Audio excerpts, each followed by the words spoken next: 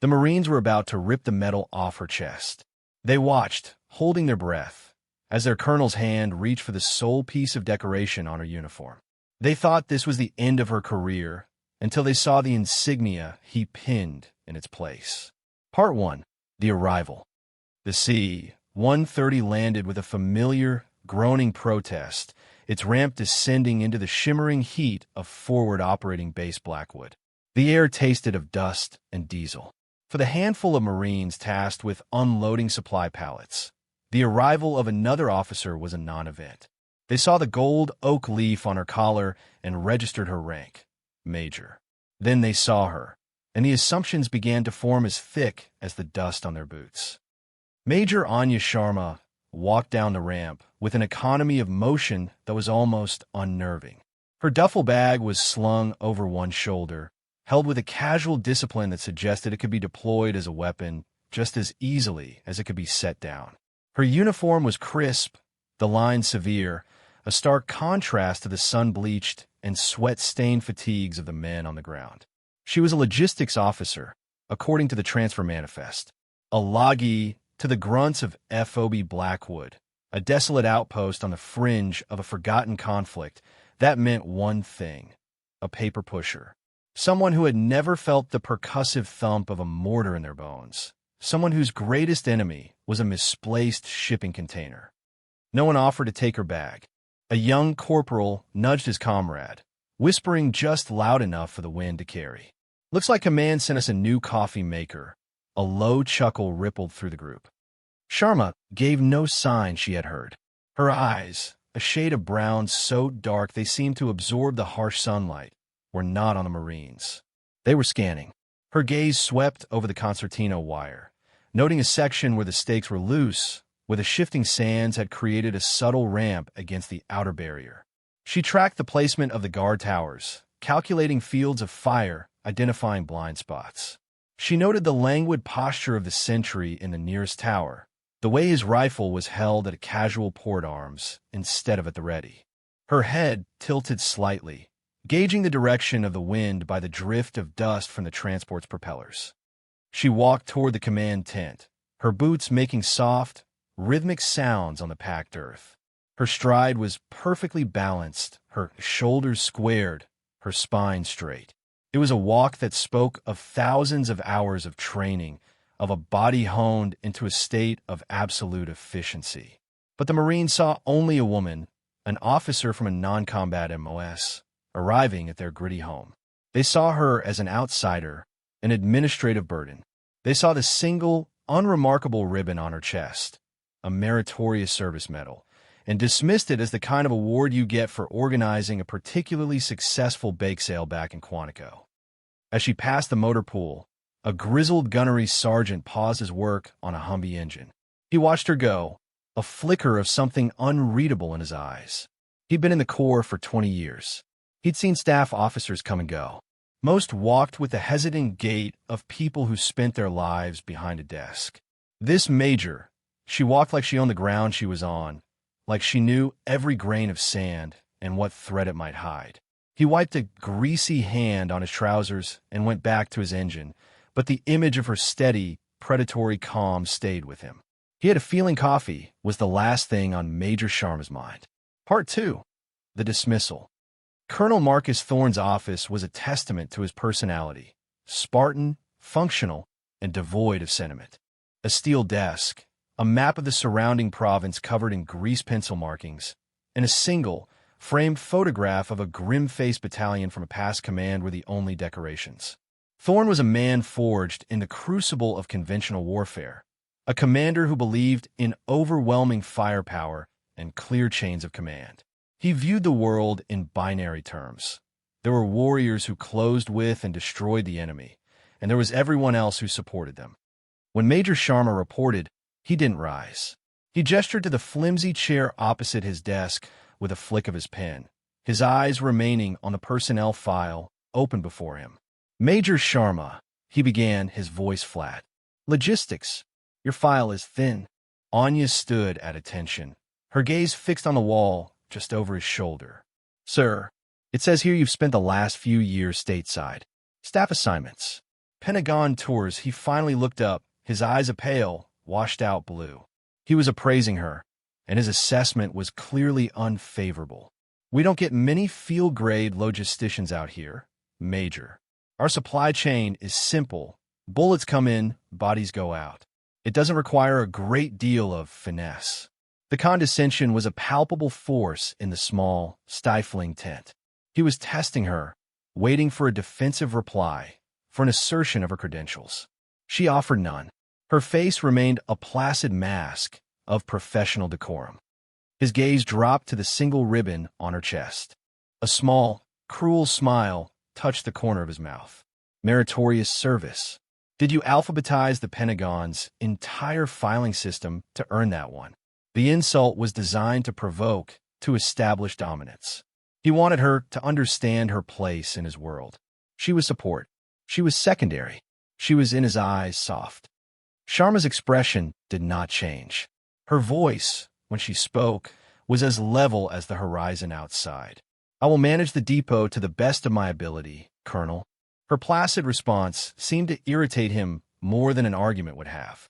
He closed her file with a snap that echoed in the quiet tent. Your predecessor was a captain who understood his role. He kept the beans and bullets counted and stayed out of tactical discussions. I expect the same from you. You are here to manage inventory, not to reinvent the wheel. Your job is to ensure my trigger pullers have what they need when they need it. That is all. Am I clear? Crystal, sir, she replied. The word was clipped precise. Good, he waved a dismissive hand. Find your quarters. Get settled. Stay out of the way of the real work. Sharma executed a perfect about-face and walked out of the tent, leaving Colonel Thorne staring after her.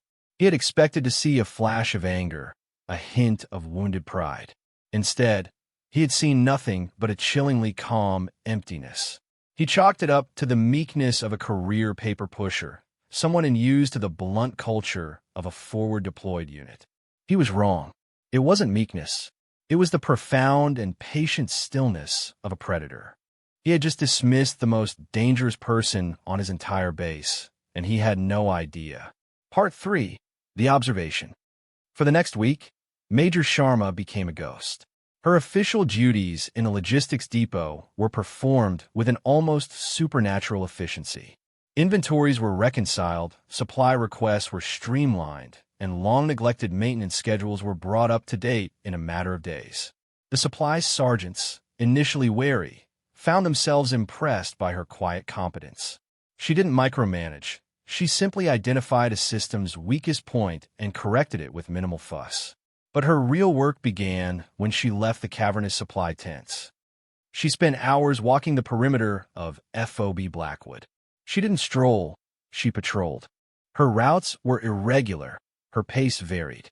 She moved like she was stalking something, her head constantly turning, her senses absorbing every detail. She learned the base not from a map, but from the ground itself. She knew which stretch of wire sagged the lowest after a windstorm, which generator was the loudest and could cover the sound of an approach, which shadows were deepest just after dusk. She spent time in a mess hall, not eating, but watching. She sat alone at a small table in the corner, nursing a cup of black coffee, her eyes scanning the room. She learned the social architecture of the base. She identified the informal leaders among the enlisted ranks, the corporals and sergeants the younger Marines naturally gravitated towards. She noted the ones who were overconfident, the ones who were perpetually on edge, and the quiet, watchful ones. One such Marine was a private first class named Evans. He was young, barely out of his teens, but he moved with a purpose the others lacked. When he cleaned his rifle, he did it with a focused intensity, his movements sure and economical. When he stood watch, his eyes were always moving.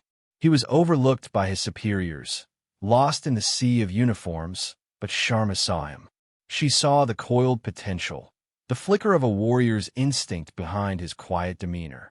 In the evenings, she would sit on an ammo crate behind her small containerized housing unit, cleaning her M9 sidearm. It was a ritual. She would disassemble the weapon with a fluid grace born of countless repetitions. Each component was wiped down, oiled, and inspected with meticulous care. To anyone watching, it might seem obsessive for a logistics officer.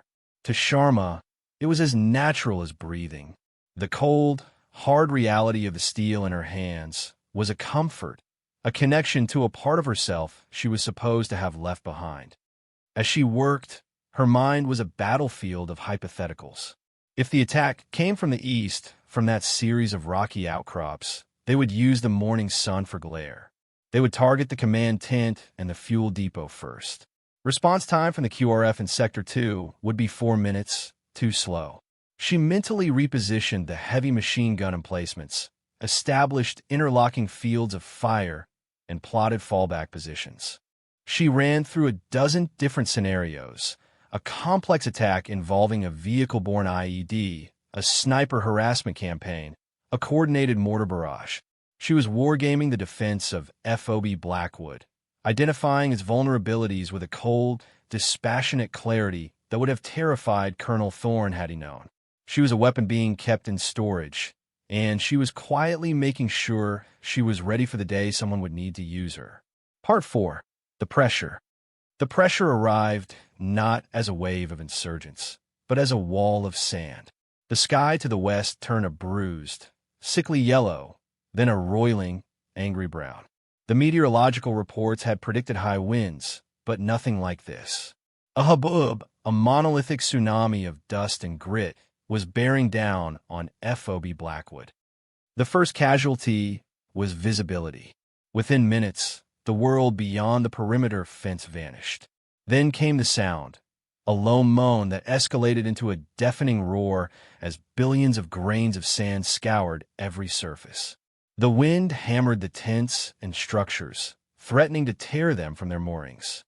The second casualty was communication. The storm was thick with static electricity, and the sensitive electronics of the base's communication arrays sputtered and died. First, the satellite link went, cutting them off from headquarters. Then the high-frequency radios began to fail, dissolving into incoherent shrieks of white noise. Soon, even the short-range comms between positions on the base were unreliable, patchy, and filled with ghosts. FOB Blackwood was deaf, dumb, and blind. In the command tent, controlled urgency devolved into barely suppressed panic. Colonel Thorne, a man accustomed to having a clear picture of the battlefield, was effectively blindfolded. His digital maps were useless without satellite updates. His sensor arrays were overwhelmed by the sand. He stood in the center of the tent, barking orders that his subordinates struggled to carry out. "Give me a sitrep from Tower 3. Why is the perimeter comm line dead? Someone get a runner to the QRF." It was in this moment of sensory deprivation and rising chaos that the third casualty occurred: security. Just as the storm reached its peak intensity, a garbled fragment of a message had broken through the static from an outlying listening post just before it went silent. The words were disjointed, multiple hostiles, moving with the storm. The implication was terrifying. The enemy was using the hubbub as cover. An attack was not just possible, it was imminent. Thorne's command post became a vortex of frantic energy. Officers shouted over the roar of the wind, their faces illuminated by the flickering, failing emergency lights. The standard operating procedures were not built for this. They were a house of cards, and the storm was blowing them away. Miles away, on the other side of the base, Anya Sharma felt the shift before she heard any official warning. She was in the primary supply depot, personally ensuring the heavy canvas flaps were securely battened down. The howl of the wind was a physical presence, but her movements remained calm and methodical. She felt the change in the base's rhythm, the frantic, irregular pattern of footfalls outside, the rising pitch of distant, unheard shouts. She had seen this before. Chaos was a weapon, and the enemy was wielding it masterfully. She checked the action on her M9, her face impassive. The storm was a problem, but it was also a variable. And to a mind like hers, every variable was a tool. While Colonel Thorne was fighting the storm, Sharma was preparing to fight in it. The pressure was building, and she was the only one who felt it not as a weight, but as a familiar, sharpening force. Part 5. The Intervention. The first mortar round was a dull thump, almost lost in the roaring gale. The second landed closer. The crump of its detonation felt more than heard, a tremor through the soles of their boots. The enemy was bracketing the base, using the storm's acoustic chaos to mask their launch signatures. Inside the command tent, the impact sent a fresh wave of panic through the staff. They were being attacked, and they still couldn't see a thing. The main assault came at Sector 4, the very section of the perimeter Sharma had identified as the weakest. Under the cover of the storm and the mortar barrage, a team of insurgents cut through the sagging concertina wire. They moved with practiced speed, exploiting the blind spot between two guard towers whose occupants were hunkered down, heads ringing from a near miss. Colonel Thorne was losing control. "Where's the attack coming from?" he bellowed, his voice raw. "Someone give me a target." But his men were pinned down, disoriented by the sand and the explosions. The defensive plan was crumbling. Sharma was not in the command tent. She was moving through the blinding dust, her hand trailing along the side of a supply container to keep her bearings. She had heard the direction of the incoming mortars, felt the subtle shift in the rhythm of small arms fire from the perimeter. She didn't need a map or a radio. She knew where the breach would be. She found a young private, his face pale with terror, fumbling with his radio headset near the motor pool. She placed a firm hand on his shoulder. He flinched, spinning around, rifle raised. Seeing her calm, resolute face, he lowered it. "Major, give me your radio," she commanded, her voice cutting through the din. It wasn't a request. She snatched it from his hands and found PFC Evans and two other Marines she'd mentally bookmarked, all taking cover behind a concrete barrier. "Evans, on me," she yelled. "You two, extra magazines, and 2 frags each. We are moving to the Sector 4 breach." Now, there was no hesitation. The sheer, unshakable authority in her voice was more compelling than any rank. They scrambled to their feet and fell in behind her. They plunged into the maelstrom, a 4-person fire team led by a logistics officer. Sharma navigated the swirling brownout not by sight, but by a perfect mental map of the base and an instinct honed in places far worse than this. She used the deafening roar of the wind and the percussive blast of the mortars as auditory cover, moving from one piece of hard cover to the next. They reached the breach just as the first wave of insurgents was pouring through. The enemy, confident in their surprise, were silhouetted for a split second against the exploding glow of a mortar round. It was all Sharma needed. Her M9 was up, and she fired twice. Pop, pop. 2 precise shots to the head. 2 figures crumpled to the ground before they could even fire a round. The insurgents were stunned. They hadn't expected resistance, let alone from this direction. "Evans, 3 o'clock. Suppress," she ordered, her voice never rising. "Diaz, Martinez, flanking left on my signal." She was no longer a major. She was a conductor of violence, orchestrating a symphony of controlled chaos. Evans laid down a blistering field of fire with his M4, forcing the enemy to take cover. Sharma moved, a wraith in the dust, her pistol barking with cold, methodical lethality. She didn't waste motion. She didn't waste bullets. Each movement was a solution to a tactical problem. She tossed a grenade with a perfect arc, landing it directly in the center of a clustered group of enemy fighters. The young Marines followed her lead, their fear burned away by the sheer awe of her competence. She was everywhere at once, calling out targets, directing their fire, anticipating the enemy's flanking attempts before they even began. In less than 5 minutes, the breach was plugged. The assault was broken. The sand around them was littered with the bodies of the enemy. Major Sharma stood over the scene, her chest rising and falling in a steady rhythm, her M9 held at a low ready, a wisp of smoke curling from its barrel. The ghost of FOB Blackwood had just saved them all. Part 6, The Shift. As the last of the wind died down, an eerie silence descended upon the base, broken only by the crackle of small fires and the distant cries of the wounded. The hubbub had passed as quickly as it had arrived, leaving a thick blanket of sand on everything, like a dusty shroud. The sky was a pale, washed-out gray. Colonel Thorne and his command staff emerged from the command tent, their faces grim, streaked with dust. They began their damage assessment, moving grimly toward the reported breach in Sector 4. What they found stopped them dead. The area was a scene of clinical destruction.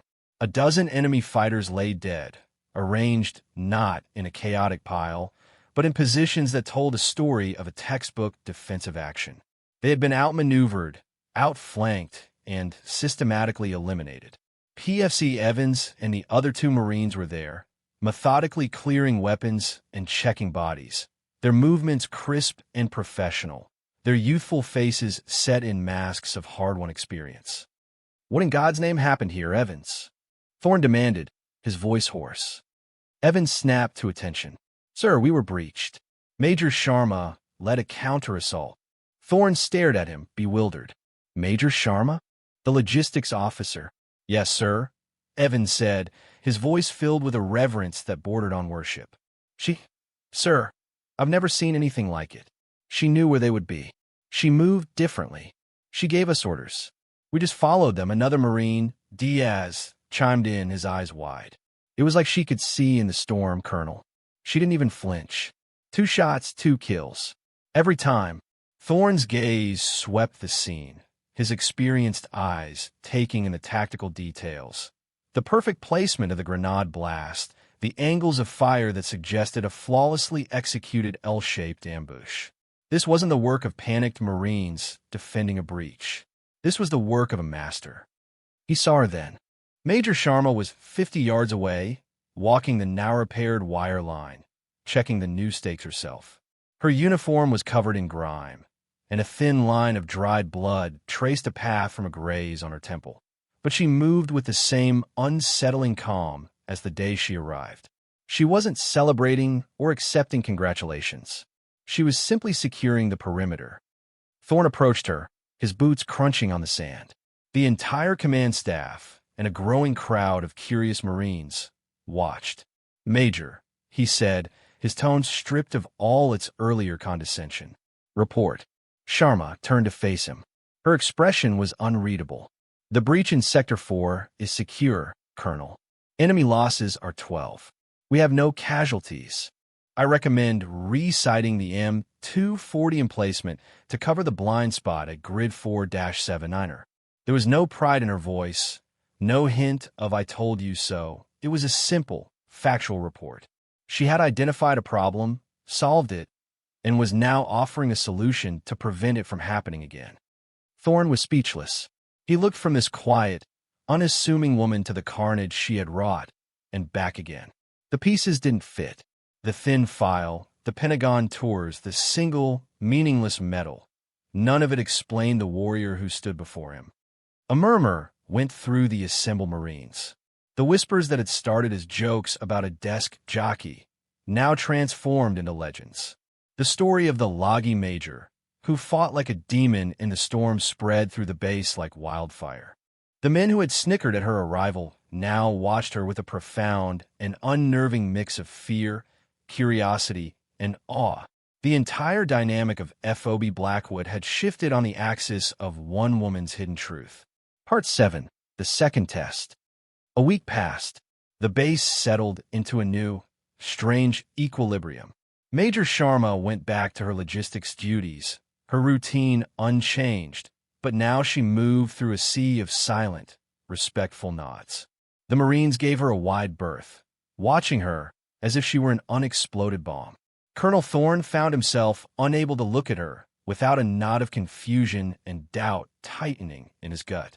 He had a weapon in his arsenal he didn't understand, and it unsettled him profoundly. The second test came via a scrambled satellite burst in the dead of night.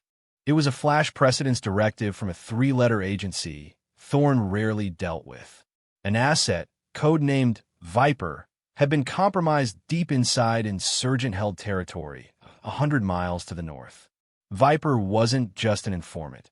He was a high-ranking official in the enemy's command structure, and he possessed intelligence that could end the regional conflict. A conventional rescue was impossible. The territory was riddled with anti-air assets, and any large-scale ground force would be spotted miles away. A SEAL or MARSOC team would take too long to mobilize and insert without tipping off the enemy, who were now actively hunting for the traitor. The directive was cold and clear. Thorne was to use any and all available assets to attempt an extraction. It was a death sentence. He was being ordered to send a team on a mission with a near-zero probability of success. He sat in his office for an hour, staring at the map, the red circles indicating enemy strongholds forming a solid, impenetrable wall around Viper's last known location. He could send a platoon of his best Marines. They would be brave, they would fight hard, and they would die for nothing. Then he thought of Sharma. He sent for her. When she entered his office, the atmosphere was a universe away from their first meeting. He stood up. He offered her a cup of coffee. He gestured for her to look at the map. "Major," he began, his voice heavy, "I have an impossible situation." He laid out the entire mission profile, the asset's value, the enemy's disposition, the tactical constraints. He left nothing out. He finished by pointing at the map. "They want me to send a team in there. It's a suicide run. I won't order any of my men to do it." He paused, his gaze locking with hers. "But the directive says I can use any and all available assets. I'm not ordering you, Major. I am asking. Can this be done?" Anya Sharma studied the map for a long, silent minute. Her eyes weren't seeing obstacles. They were seeing pathways. She absorbed the terrain data, the enemy patrol schedules, the intelligence on their command and control networks. Her mind worked like a complex algorithm, processing variables, calculating risks, and identifying infinitesimal cracks in the enemy's defenses. She traced a thin, winding line on the map with her finger through a series of ravines and wadis the enemy considered impassable at night. She pointed to a communications relay tower on a high ridge. Their comms are centralized through this hub. If it goes down, their local units will be deaf for at least 30 minutes before they switch to runners. She then pointed to a small, insignificant village miles away. And intel says their regional commander is obsessed with a local brand of tea. The supply truck makes its run every other night along this road. Thorne stared, uncomprehending. "Yeah, what does tea have to do with it?" "It's a pattern," Sharma said softly. "And patterns create windows." She finally looked up from the map. "I can do it, but I'll need a small team, volunteers only. Complete operational autonomy. No radio contact until I initiate. And I want PFC Evans." Thorne didn't hesitate. "He's yours. Whatever you need." The mission was a phantom. Sharma, Evans, and two other hand-picked Marines slipped off the base that night, melting into the darkness with no fanfare. From Evans's perspective, it was a masterclass in the art of unseen warfare. They didn't fight their way in. They flowed through the landscape like water. They used local goat trails, moved through shadows, and timed their infiltration to coincide with a shift change in enemy patrols that Sharma had somehow predicted to the minute. They didn't destroy the comms tower. Sharma used a device to temporarily hijack its signal, broadcasting a looping, pre-recorded message of all clear while they slipped past. They intercepted the tea supply truck, not with violence, but with a box of nails spread across the road. While the driver was busy changing a tire, they were already miles away, having used the diversion to cross the only open ground on their route. They found the asset, Viper, hidden in the cellar of a dilapidated farmhouse, feverish and terrified. Sharma spoke to him in his own dialect, her voice calm and reassuring. They were ghosts. They slipped back out of hostile territory, leaving behind nothing but a confused truck driver and an enemy that would not realize their prize was gone until sunrise. They had not fired a single shot. Part 8. The Reveal. Their return to FOB Blackwood was silent and unannounced.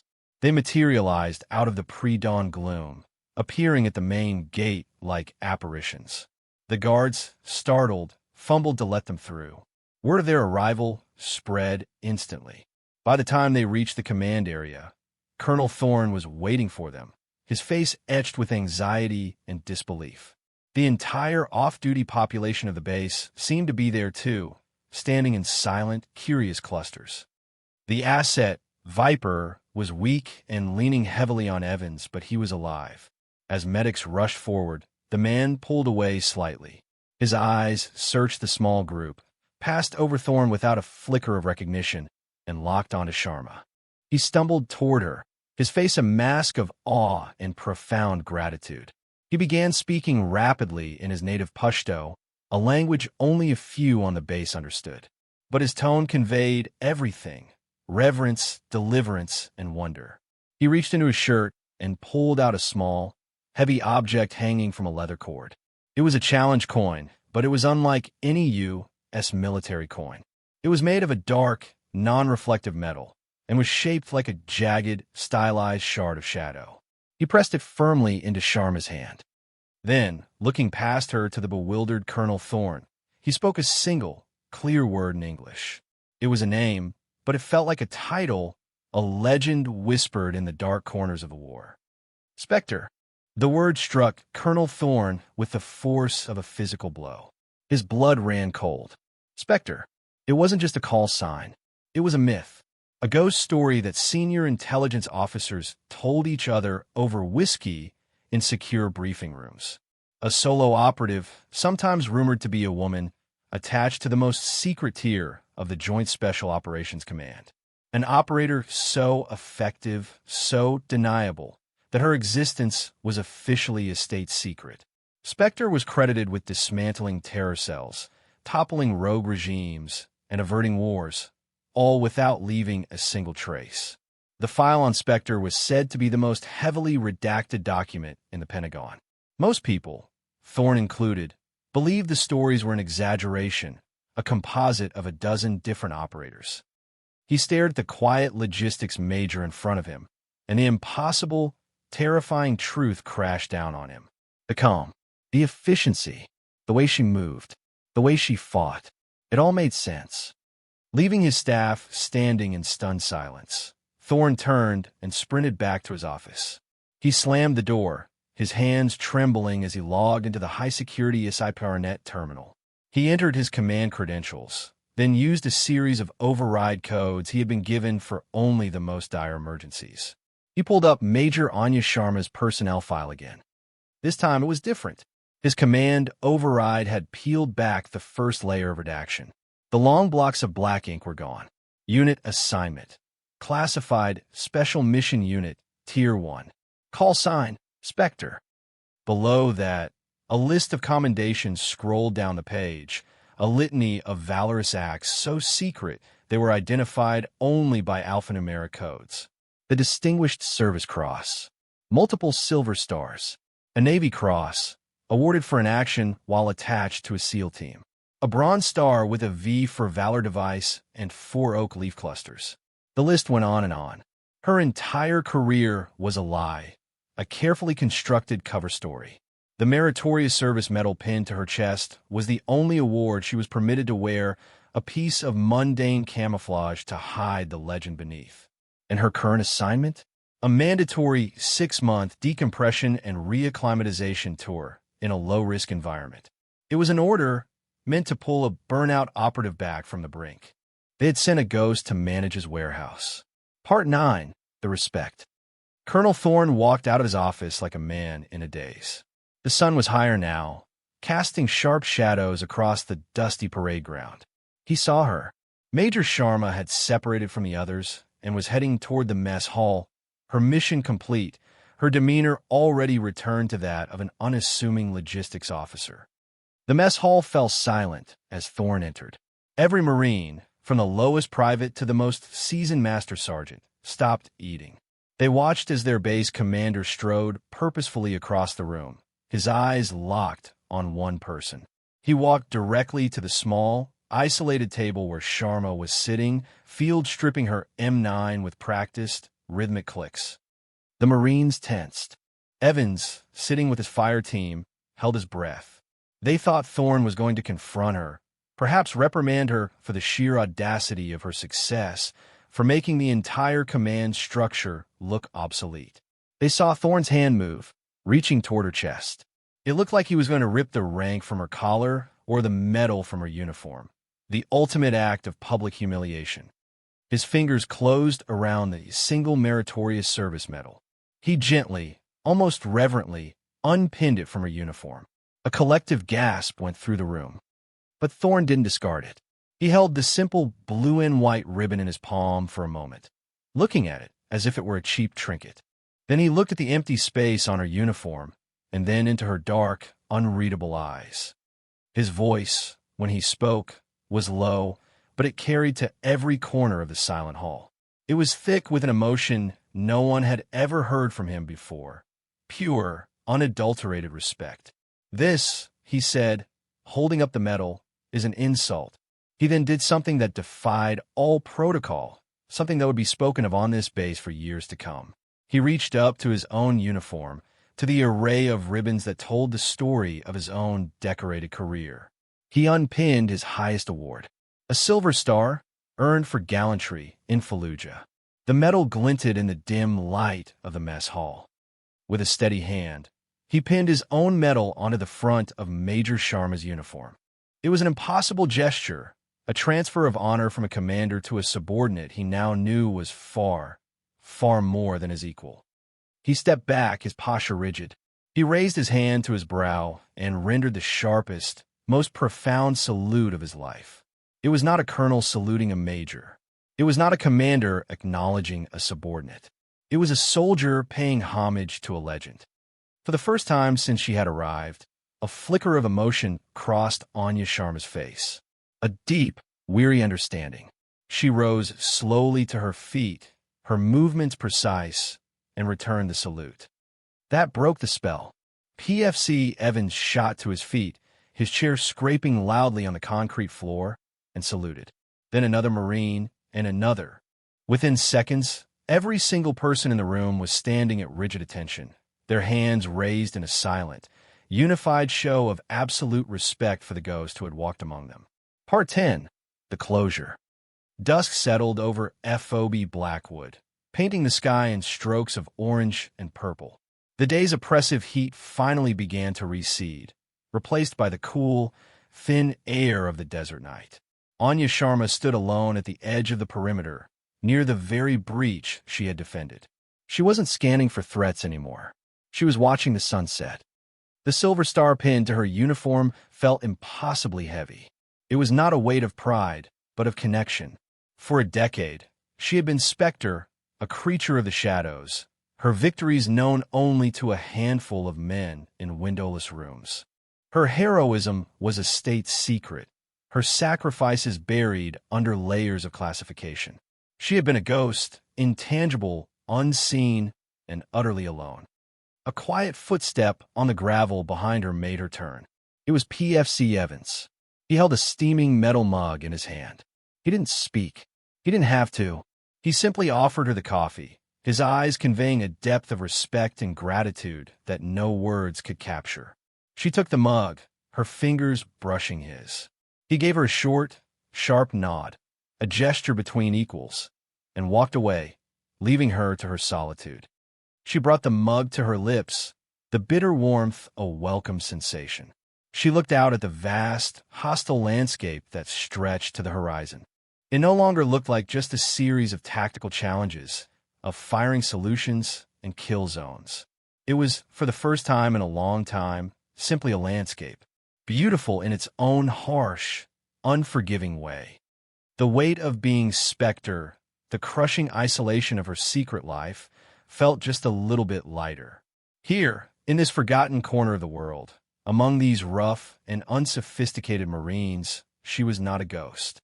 She was Major Sharma, a leader, a protector. She was finally seen.